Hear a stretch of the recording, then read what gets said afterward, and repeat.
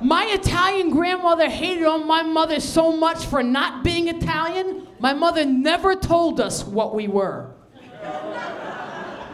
She was yellow, with freckles, and she had the kind of hair that if she scratched her head, you could hear it from across the room. And we would ask my mother all the time, Mom, what are we? She'd say, why? Who wants to know? And we go back, look, you gotta tell us. We're kids, you gotta say something. She said, well, you tell those kids if they wanna know you're everything. So that's not gonna cut it. She said, well, tell them you're Italian and you're French. French Creole. And she said, if they don't know what Creole is, tell them to look it up. I looked it up. It said to be prepared with tomatoes, green peppers, onions.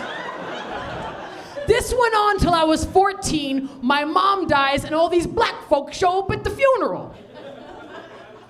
Right? Now the Italians are like, wow, what is it over? Why is the cleaning crew here? Hey, the Italians didn't say that because they were racist. That would be an unfair stereotype. They said it because those black folks showed up 2 hours late.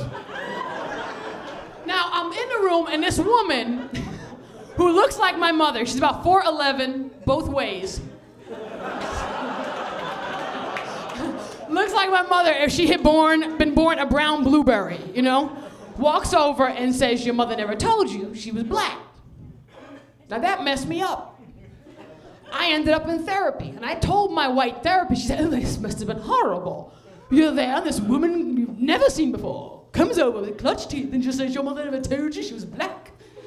Like, no, she's black. She didn't say it like that. It was more like,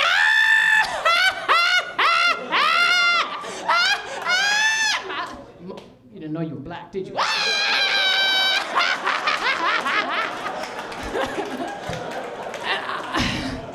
I was like, wow. That's why I know how to throw a ball like a guy and I'm not a lesbian. You know, my odd fear of white policemen, you know? Why those white boys would beat me down in the schoolyard, why I keep jumping back up yelling, bring it, do you know what I'm saying? My uncontrollable urge to drive an unregistered vehicle on an expired driver's license. And I did therapy, I did support groups, you know, because it's hard. And people say, why is it so hard? There's been mixed kids ever since black folks landed in the United States. The difference is we're the post-civil rights babies. We're the first group whose white parents actually claimed us. And that screws you up. I joined a support group for black people like me. Guy there, half Jewish, half black, Tyrone Bergenstein. Lives in the projects, but he owns the building. Girl there, half Korean, half black, Dong Suk, Washington.